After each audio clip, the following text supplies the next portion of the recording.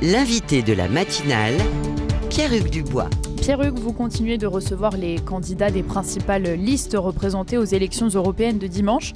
Ce matin, vous recevez Aurore Lalucq. Elle est en 4e position sur la liste du Parti socialiste de place publique, menée par Raphaël Glucksmann. Oui, Lucie, dernière étape ce matin de nos invités de la matinale consacrée aux candidats des élections européennes. Nous avons donc reçu près d'une dizaine de candidats. Et vous, ce matin, bonjour Aurore Lalucq. Bonjour. Merci d'être avec nous à l'avant-veille de la fin de la campagne, mais à la veille des commémorations du D-Day. Olaf Scholz sera présent, Volodymyr Zelensky également. Pour vous, ces commémorations sont l'occasion de célébrer l'Europe ? C'est l'occasion de célébrer l'Europe, c'est aussi l'occasion de se rappeler que la paix est fragile, que la démocratie est fragile et qu'il faut en prendre éminemment soin. Effectivement, ça nous rappelle pourquoi nous avons fait l'Europe. Ça nous rappelle aussi des conclusions qui avaient été tirées après la Seconde Guerre mondiale, où on s'était dit, en fait, le meilleur moyen aussi d'assurer les conditions de la paix, c'est d'avoir une prospérité partagée.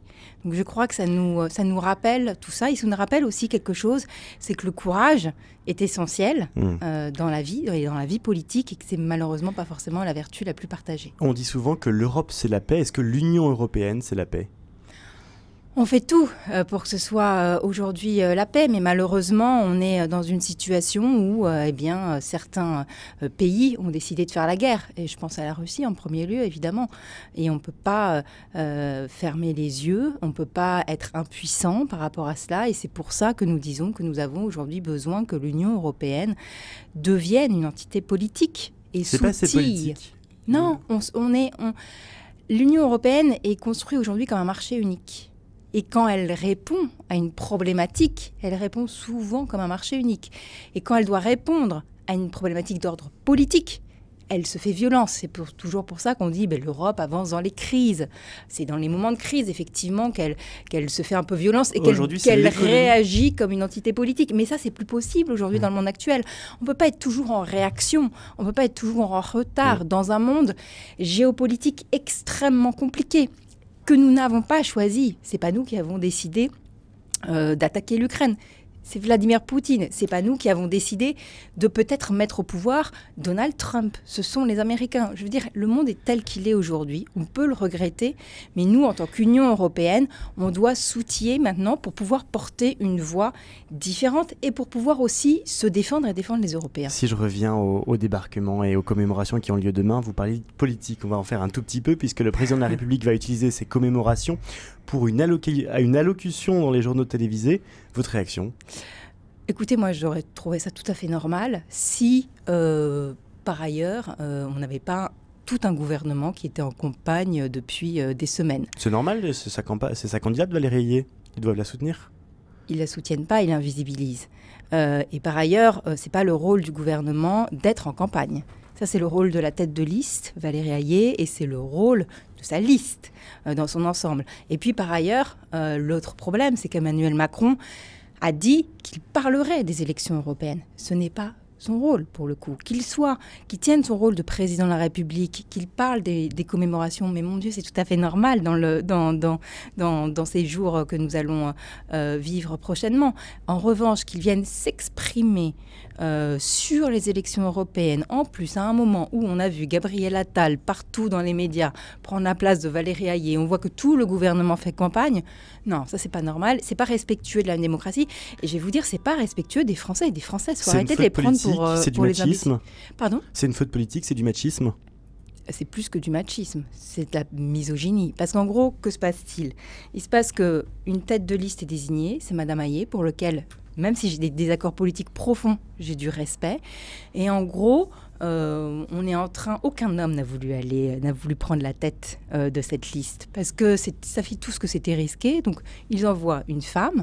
Et par ailleurs, c'est en gros, soit Valérie Ayé réussit et ce sera grâce aux hommes, soit elle n'y arrive pas et c'est sa faute et il vaut mieux que des hommes prennent le lead, parlent à sa place, etc. Ce qui s'est passé la dernière fois où on a vu Gabriel Attal débarquer sur un plateau. Vous pensez à cette intervention sur France Info lundi matin? Exactement, de oui, elle était en débat, il est arrivé pour parler à sa place. En un adjectif, c'est honteux, c'est... C'est horrible.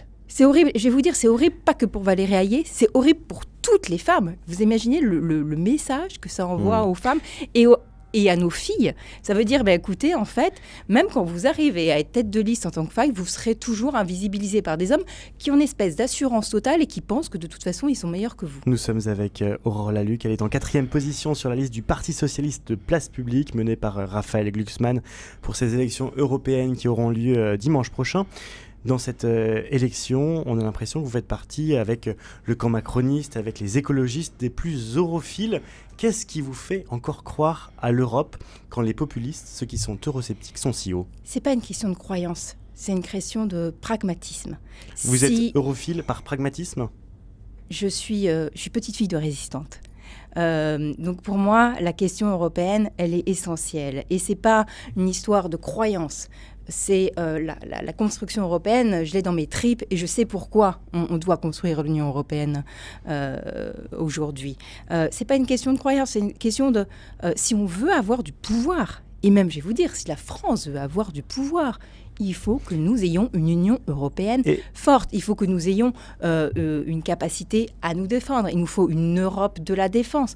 Là, ça va Vladimir Poutine. Pardon, ne pas avoir... c'est pas une question de croyance en l'Europe. C'est une question de est-ce qu'on veut ou pas se protéger, par exemple, des ingérences russes, de la guerre hybride qu'ils mènent déjà sur notre continent. Donc c'est très pragmatique. Certains disent de vous que vous êtes fédéraliste. Est-ce que votre liste est fédéraliste ? Oui, mais pour avoir plus de pouvoir. Ça veut dire que, par exemple, quand moi je suis spécialiste des questions fiscales au niveau européen, au niveau européen, quand vous faites de la fiscalité, un seul pays peut tout bloquer. Un seul pays peut tout bloquer parce que les décisions se prennent à l'unanimité. C'est le fameux droit de veto. C'est le droit de veto. C'est la même chose sur les questions géopolitiques, de défense, etc. Ça, aujourd'hui, dans le monde actuel, ce n'est pas possible. Ce n'est pas possible que sur des questions aussi essentielles, un seul pays puisse bloquer tous les autres. Donc c'est pour ça que nous sommes fédéralistes. C'est pas pour enlever du pouvoir, c'est pour avoir au contraire plus de pouvoir. Parce que là, jusqu'à présent, nous sommes souvent bloqués. Je vais vous dire quelque chose au moment de la crise du Covid. Rappelons-nous, on a tendance à oublier. Les Français regardaient l'Union européenne en disant « mais aidez-nous, aidez-nous ». Et nous, on disait « mais oui, mais on aimerait bien, mais par exemple, on n'a pas un budget assez élevé. » Donc la dette commune, c'était une bonne idée. La dette commune, c'était une bonne idée, mais au-delà de ça, il nous faut un budget. Mais comme tout État a un budget, il faut se rendre compte que l'Union européenne, c'est le marché le plus gros au monde. On est une puissance économique gigantesque et nous sommes outillés comme des enfants. À un moment, si on veut vraiment peser au niveau mondial, si on veut aussi imposer notre vision du monde, qui me semble n'être pas la plus inintéressante, eh bien, il faut qu'on soit en capacité de faire de la politique pour de vrai. En fait, on réclame juste de pouvoir faire de la politique pour de vrai. Dans votre programme, vous évoquez une révolution écologique européenne. On a parfois du mal à vous voir ce qui vous distingue des écologistes. Qu'est-ce qui vous distingue de Marie Toussaint ? C'est vrai que nous n'avons pas fait une campagne où nous attaquions les gens avec lesquels nous collaborons, nous travaillons au Parlement européen. Peut-être est-ce le rapport à la défense, peut-être est-ce le rapport aussi aux technologies ou aux terres rares. Nous, en tout cas, nous sommes persuadés qu'aujourd'hui, il nous faut mener une révolution industrielle écologique. La révolution industrielle écologique, elle est déjà en route, en fait. Elle se mène. C'est quoi, c'est une recentralisation ? C'est comment vous dire, aujourd'hui, les usines sont en train de se verdir, pour le dire clairement. Mais la production de panneaux solaires, elle se fait en Chine. La question des voitures électriques, la production va probablement se faire aux États-Unis. Donc le choix que nous avons, nous, à faire, c'est est-ce que nous voulons participer à cette révolution industrielle verte et est-ce que nous voulons être autonomes aussi, de passer d'un continent de consommateurs à un continent de producteurs. C'est ça que nous voulons et donc nous proposons de mettre en place ce qu'on appelle une loi achetée européenne, c'est-à-dire Buy European Act, de dire, eh bien, aujourd'hui, la commande publique, c'est quand même 10 à 15% du produit intérieur brut, doit privilégier les produits européens, notamment soutenables, et avec aussi des critères sociaux. Demain, vous êtes en minorité au Parlement européen. Comment vous faites pour l'appliquer ? Vous savez, au Parlement européen, il n'y a pas de minorité, il n'y a pas de majorité. Les majorités, elles se construisent. Ça ne fonctionne absolument pas comme le Parlement français. Les sociodémocrates, nous sommes le deuxième groupe le plus important du Parlement européen. Aujourd'hui, demain, c'est pas si sûr. Demain, je pense que nous serons encore le deuxième groupe. Ça Ce dépend sera du souci d'extrême droite. le deuxième ou le premier groupe au Parlement européen. Et c'est pour ça d'ailleurs que cette espèce de duel qu'on a tenté de nous imposer entre le Rassemblement national d'un côté et Renaissance de l'autre au niveau français n'a pas de sens au niveau européen. Parce qu'au niveau européen, le groupe du Rassemblement national est un petit groupe et c'est la même chose pour Renaissance. Le vrai duel au Parlement européen, c'est entre la droite et la gauche, les sociodémocrates que je représente.